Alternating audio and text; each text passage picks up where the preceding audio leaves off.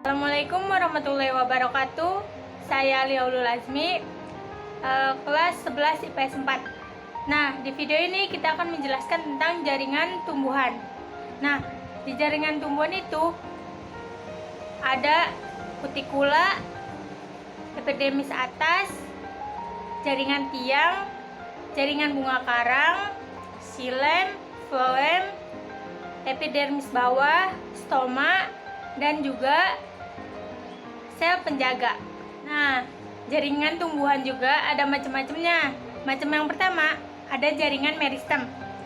Jaringan meristem adalah jaringan yang terdiri atas kelompok sel yang aktif membelah. Nah, jaringan meristem berdasarkan posisinya itu ada 3. Yang pertama ada meristem apikal, yang kedua ada meristem interkalar, yang ketiga ada meristem lateral. Jaringan meristem terbagi menjadi 2 macam. Yang pertama ada meristem primer, yang kedua ada meristem sekunder. Nah, meristem primer ini berasal langsung dari sel-sel embrional. Contohnya meristem yang di ujung akar dan meristem yang di ujung batang. Nah, ini tuh biasa disebut meristem apikal. Yang kedua, ada meristem sekunder. Ini berasal dari jaringan dewasa yang telah mengadakan diferensiasi dan berubah sifat menjadi meristem. Misalnya, jaringan parenkim dan kolenkim. Contohnya, ada kambium dan kambium gabus. Meristem sekunder akan menyebabkan tumbuhan jaringan sekunder. Kambium akan menghasilkan xilem dan floem. Nah, kambium gabus akan menghasilkan gabus. Yang kedua, ada jaringan dewasa. Nah, jaringan dewasa ini merupakan jaringan yang tidak lagi bersifat meristematis atau tidak lagi membelah. Jaringan dewasa mempunyai sifat, yaitu yang pertama, tidak lagi mempunyai aktivitas memperbanyak diri. Yang kedua, bentuknya permanen, rongga selnya besar, dan dinding selnya sudah mengalami penebalan. Jaringan dewasa dibagi menjadi beberapa macam. Yang pertama, ada jaringan epidermis. Ini gunanya untuk pelindung atau untuk melindungi jaringan lainnya. Ciri jaringan dewasa. Yang pertama, bentuk selnya seperti balok, tersusun berlapis tunggal, rapat, dan tidak ada ruang antar sel. Yang ketiga, tidak mempunyai klorofil. Yang terakhir, yang keempat, modifikasi sesuai dengan letak dan fungsi. Jaringan yang kedua ada jaringan parenkim. Nah, nama lain dari jaringan parenkim ini adalah jaringan besar.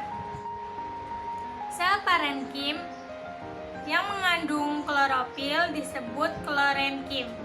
Fungsinya untuk menyimpan cadangan air dan makanan pada tubuh tumbuhan.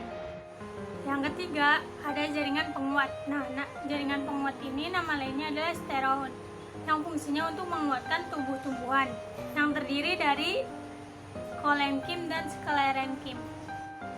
Jaringan kolenkim terdiri atas sel-sel hidup yang bagian sudut dindingnya mengalami penebalan selulosa. Jaringan sklerenkim tersusun atas sel-sel mati yang seluruh bagian dindingnya mengalami penebalan sehingga memiliki sifat kuat. Yang keempat, ada jaringan pengangkut. Jaringan pengangkut ini merupakan jaringan yang berfungsi untuk mengangkut air dan mineral dari dalam tanah ke daun serta untuk mengangkat hasil fotosintesis dari daun ke seluruh tubuh tumbuhan. Jaringan pengangkut terbagi menjadi 2. Yang pertama ada xilem. Xilem ini berfungsi untuk menyalurkan air dan mineral dari akar ke daun.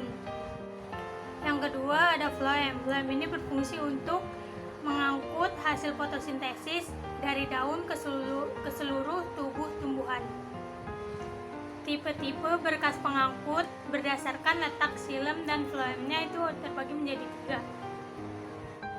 Yang pertama ada tipe kolateral, Yang kedua ada tipe konsentris tanaman dikotil. Yang ketiga ada tipe radial. Bahasan yang pertama itu tipe kolateral. Nah, tipe kolateral ini terjadi pada berkas pengangkut yang letak xilem dan floemnya berdampingan, yang dimana floemnya berada di bagian luar sedangkan xilemnya berada di bagian dalam. Tipe kolateral ini terbagi menjadi 3. Yang pertama ada kolateral terbuka. Ini tuh jika di antara xilem dan floem terdapat kambium pada anggota tanaman dikotil. Yang kedua ada kolateral tertutup. Ini tuh jika di antara xilem dan floemnya tidak dijumpai kambium pada tanaman monokotil. Yang ketiga ada bikoteral. Kenapa disebut bikoteral? Karena terdapat antara 2 floem dan xilem, maka disebut tadi bikoteral. Di antara floem bagian luar dan xilem terdapat kambium, sedangkan antara xilem dan floem bagian dalam tidak terdapat kambium. Tipe yang kedua ada tipe konsentris.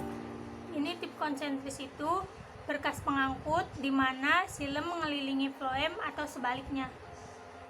Tipe konsentris ini terbagi menjadi 2. Yang pertama itu ada tipe konsentris amfitribal, yang dimana xilem berada di tengah dan floem mengelilingi xilem. Contohnya tumbuhan baku.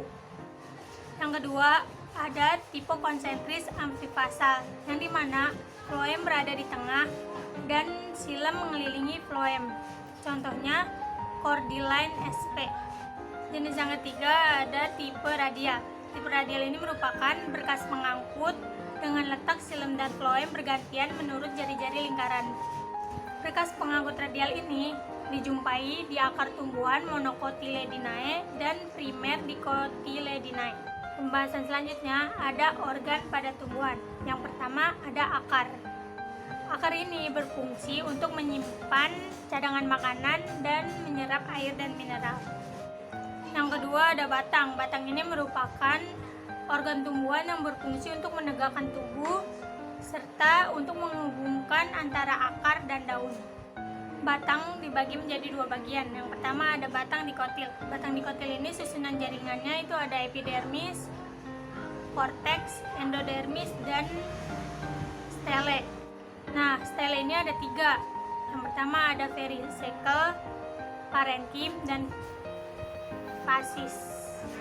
Yang kedua ada batang monokotil. Susunan jaringannya itu pertama epidermis, hipodermis atau korteks, dan stele. Stelenya itu ada 2 bagian. Pertama ada parenkim dan fasis. Bagian ketiga ada daun. Daun ini merupakan bagian tumbuhan yang berwarna hijau karena mengandung pigmen klorofil. Bagian keempat ada bunga. Bunga ini merupakan tempat perkembangbiakan pada tumbuhan kelompok Angiospermae. Struktur bunga ada 3. Yang pertama ada kelopak bunga, benang sari, putik. Yang terakhir ada macam-macam bunga, terbagi menjadi 2 bagian. Yang pertama berdasarkan kelengkapan bagian-bagiannya, itu terbagi menjadi 2. Ada bunga lengkap dan ada bunga tidak lengkap. Yang kedua berdasarkan kelengkapan alat reproduksinya. Yang pertama ada bunga sempurna dan yang kedua ada bunga tidak sempurna. Terima kasih dan semoga bermanfaat. Dan mohon maaf apabila ada salah-salah kata.